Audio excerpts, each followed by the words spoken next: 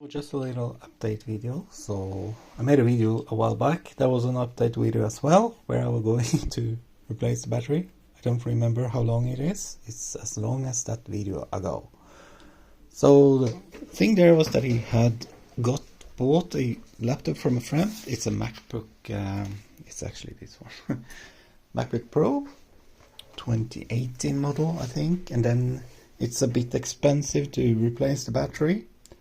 So what he did is that he bought a laptop that was broken, or a parts laptop, but with a battery that was okay. So I have salvaged that battery using Label Off to get off the tape, and as you can see, a lot of tape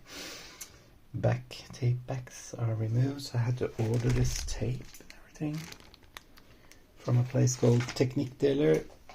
So I wasn't very confident with it, but this sticks, you'll never get off anyway. So that's in. The motherboard had 52 screws. I had some in this tray as well to get off, and I was thinking, do you really need to get the motherboard off to remove the battery? Well, there's a pesky cable under here.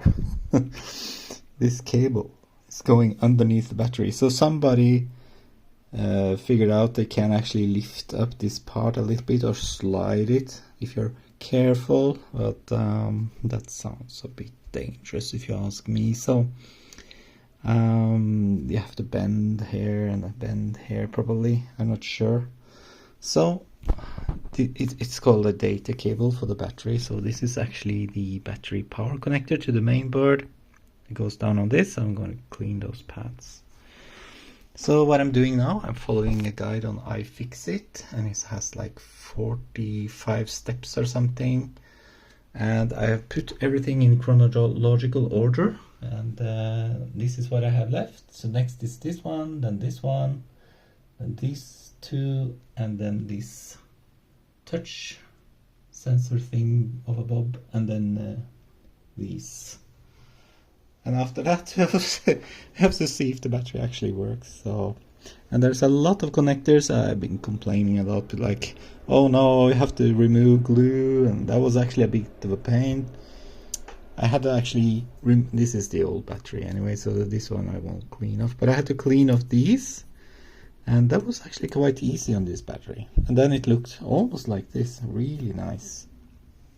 Then I put a new tape on, took me about 40 minutes or something, because yeah, anyway, it takes time.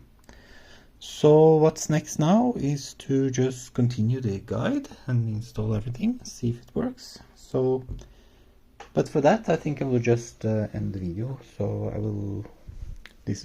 I'm not going to edit this video, I just want to give a little update. Also, I have the other projects, I'm just waiting for parts.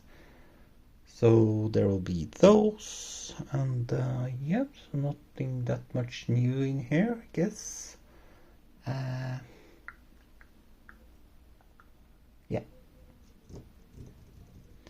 Yeah, so that's about it. I bought like this set.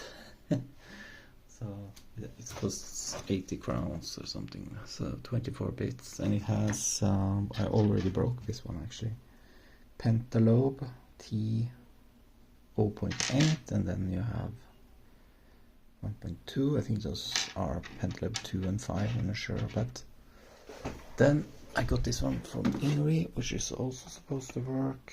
So even though I have broken one of them, we see we have one there. So I guess what you need to pay attention to when you use the smallest Pentalobe, as you can't use force on it. So I used a bit of force here, and then luckily it was the driver that broke, not the screw. So anyway, so yeah, I'll leave a comment in the comment section about how it all went. So anyway, thank you for the patience.